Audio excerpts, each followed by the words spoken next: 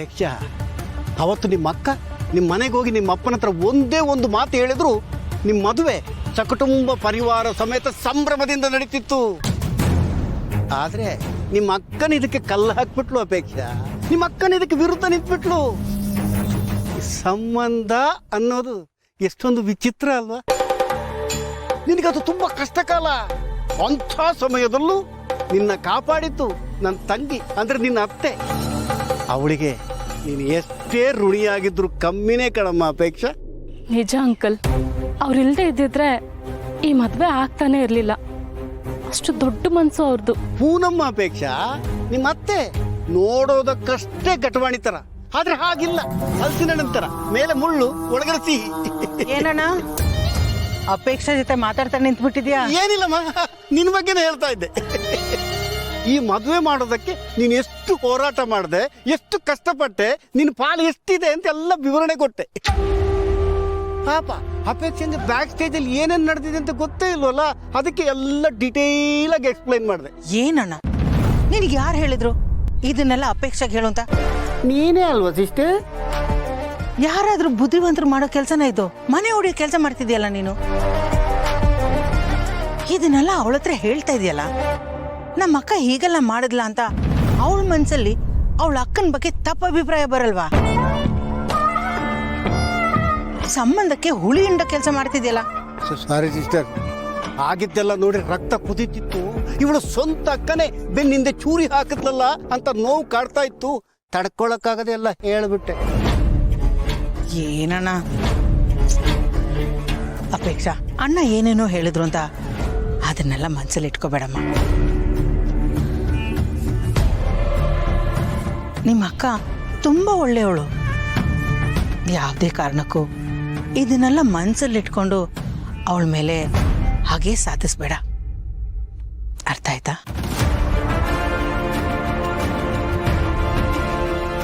ಏನಣ್ಣ ನೀನು, ಎಲ್ಲ ನಿನ್ನಿಂದಾನೇ ಆಗಿದ್ದು. ಅಕ್ಕ ತಂಗಿ ಮಧ್ಯೆ ತಂದಿಡ್ತಾ ಇದೆಯಲ್ಲ. ಮತ್ತೊಮ್ಮೆ ಸಾರಿ ಸಿಸ್ಟರ್. ಅಪೇಕ್ಷಾ ಫೋನ್.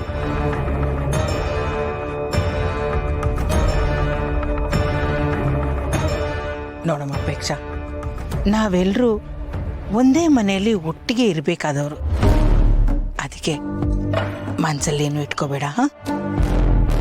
ನಿನ್ನ ಅಕ್ಕನಿಗೆ ಈ ಮದುವೆ ಆಗೋದು ಇಷ್ಟ ಇಲ್ಲದೆ ಇರ್ಬೋದು, ಆದರೆ ಅಕ್ಕ ಅಕ್ಕ ತಾನೆ. ಅವಳು ತುಂಬ ಒಳ್ಳೆಯವಳು. ಹಾ, ಅವಳು ಒಳ್ಳೆಯವಳೆ. ಆದರೆ ನಾನು ಪಾರ್ಥ ಅವ್ರನ್ನ ಮದುವೆ ಆಗೋದು ಮಾತ್ರ ಅವಳಿಗೆ ಇಷ್ಟ ಇರಲಿಲ್ಲ. ಯಾಕಮ್ಮ ಹಾಗೆಲ್ಲ ಮಾತಾಡ್ತೀಯ? ಆಗಿದ್ದಾಗೋಯ್ತು, ಅದನ್ನೆಲ್ಲ ಮಾಡಿ.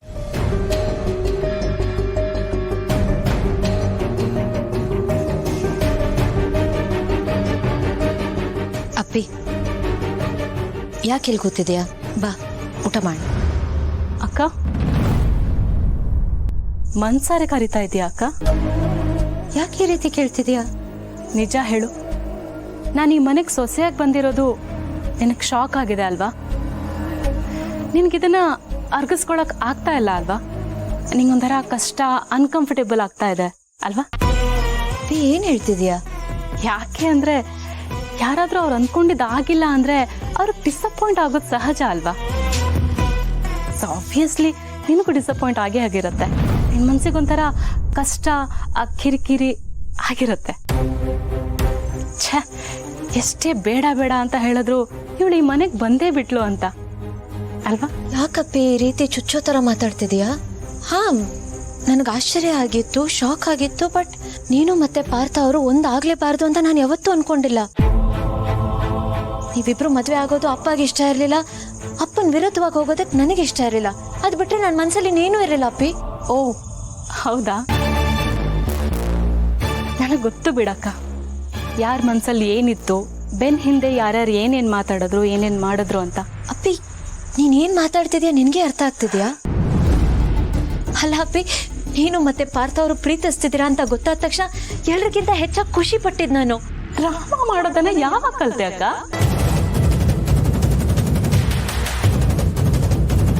ಅಪ್ಪಿ, ಯಾಕೆ ಹಿಂಗೆಲ್ಲ ಮಾತಾಡ್ತಿದ್ಯಾ? ಯಾಕೆ ಅಂದ್ರೆ ನನಗಷ್ಟು ಹರ್ಟ್ ಆಗಿದೆ. ಅಷ್ಟು ಹರ್ಟ್ ಮಾಡಿದ್ಯಾ ನೀನು ನನಗೆ.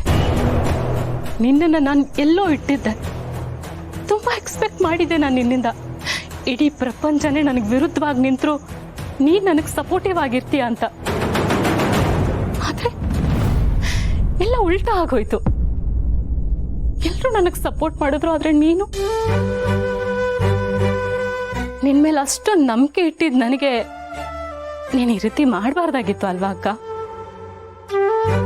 ನಂಬಿಕೆಗಾಗೋ ಮೋಸ ಇದೆಯಲ್ಲ, ಅದಕ್ಕಿಂತ ದೊಡ್ಡ ಗಾಯ ಇನ್ನೊಂದಿಲ್ಲ. ತುಂಬಾನೇ ನೋವು ಕೊಡ್ತಕ್ಕ ಅದು, ಅಷ್ಟು ಈಸಿಯಾಗಿ ವಾಸಿ ಆಗಲ್ಲ. ನೆನ್ಪಾದಾಗ್ಲೆಲ್ಲ ಆ ಗಾಯ ದೊಡ್ಡದಾಗತ್ತೆ, ಅದು ಇನ್ನಷ್ಟು ನೋವು ಕೊಡುತ್ತೆ. ಆದ್ರೆ ಮಜಾ ಏನು ಅಂದ್ರೆ, ನಾವ್ ಯಾವ್ದನ್ನಾದ್ರೂ ತುಂಬಾ ಸ್ಟ್ರಾಂಗ್ ಆಗಿ ಫೀಲ್ ಮಾಡ್ಕೊಂಡ್ರೆ, ಅದು ನಮಗ್ ಬೇಕೇ ಬೇಕು ಅಂತ ಅನ್ಕೊಂಡ್ರೆ, ಆ ದೇವ್ರು ನಮ್ಗೆ ಯಾವ್ದಾದ್ರೂ ರೂಪದಲ್ಲಿ ಬಂದು ಸಹಾಯ ಮಾಡ್ತಾನಂತೆ. ಸಹಾಯಕ್ಕೆ ಯಾರನ್ನಾದ್ರೂ ಕಳಿಸ್ಕೊಡ್ತಾನಂತೆ. ನನ್ನ ವಿಷಯದಲ್ಲಿ